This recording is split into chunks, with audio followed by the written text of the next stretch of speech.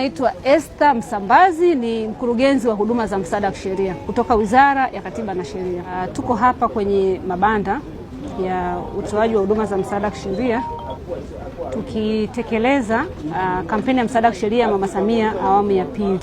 Awamu ya kwanza ilitekelezwa kwa muda wa miaka mitatu tangu mwaka 2023 na tulikamilisha mwaka 2026. Sasa tuko kwenye awamu ya pili ya utekelezaji wa kampeni na tumeanza na mikoa miwili katika hii awamu ya pili, na kampeni hii inatarajiwa kuzinduliwa rasmi tarehe 20 Juni 2026. Na katika hii mikoa miwili ambayo tumeanza nayo, tumeanza na mkoa wa Dodoma na mkoa wa Shinyanga.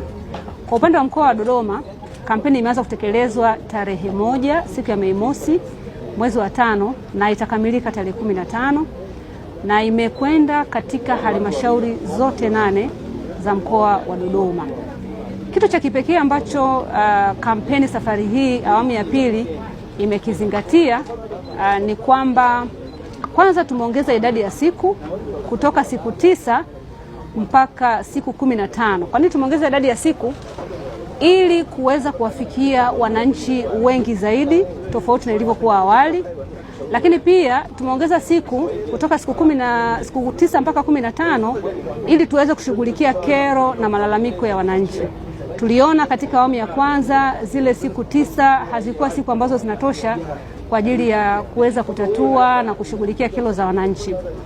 Lakini awamu ya pili pia inalenga kufikia makundi mbalimbali ambayo katika awamu ya kwanza labda hayakufikiwa. Kwa mkoa wa Dodoma tumepita katika vyuo 4, tumefanya midaharo ya kisheria na wanavyuo. Kwa hiyo tumeweza kufikia zaidi ya wanachuo wengi ambao waliweza kujitokeza na kufanya midaharo. Kwa upande wa awamu ya kwanza, mkoa wa Dodoma ambao una takribani ya wananchi milioni 3 kwa mujibu wa sensa, tuliweza kufikia 2% tu ya wananchi.